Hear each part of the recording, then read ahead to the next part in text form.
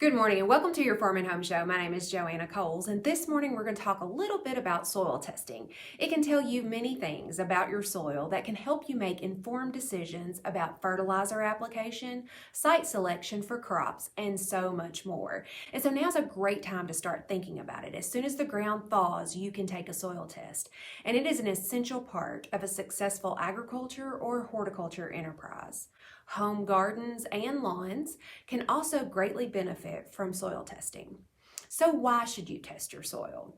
Well, number one thing is to know the pH level of your soil. Soil experts will make different recommendations depending on the acidity or the alkalinity of your soil and for your intended use. Some things that we grow really like acidic soils and some don't, but knowing what your pH is could set you up for success for growing.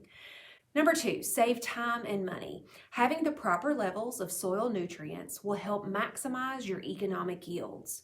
Soil testing also reduces the chance of over-applying and over-purchasing fertilizers.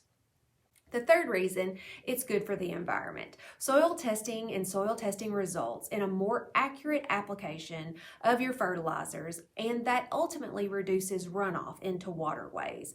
We only want to pay for what we need, and we don't want it to run off into our waterways. They are not expensive. Each county office may charge a nominal fee to cover soil analysis cost. Ours is $7, but the Warren County Conservation District can give you a voucher for those, so it's absolutely free. And it's easy. Taking samples doesn't take a lot of time or skill. You can follow how the conditions like drought or prolonged wet periods or other weather scenarios might affect your soil. Also, you can identify problem areas in a field or garden. If you're just not getting the growth that you want in one area, you can take a specific soil sample there to kind of see what's going on in that one area. But you do need to take different samples from various land uses, agricultural fields, lawns, fruit trees, shrubs, flowers, because they all have distinct fertility needs and pH requirements. And so how do you do this?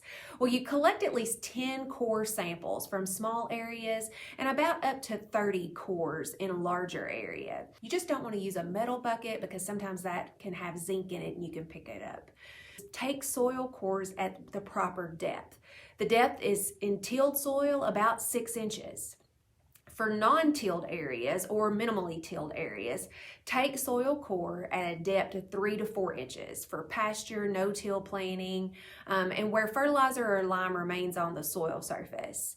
A minimal till planting where fertilizer is incorporated only into the surface or the first 2 inches, you can still take it that way.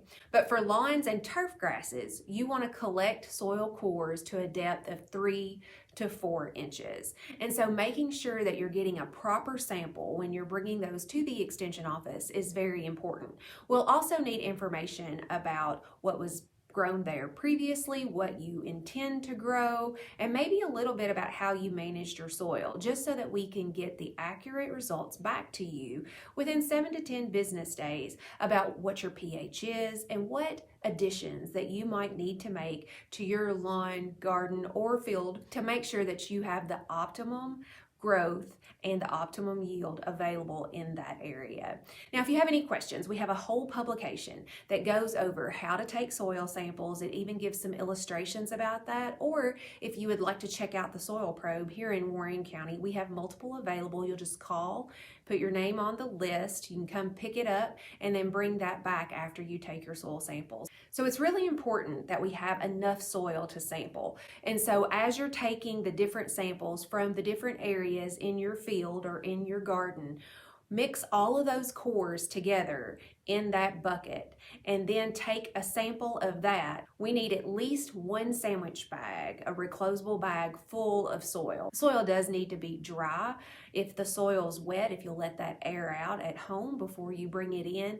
If you bring it in, we'll have to let it air out before we send it off, and it might delay your sample a bit. So just make sure that the sample is dry.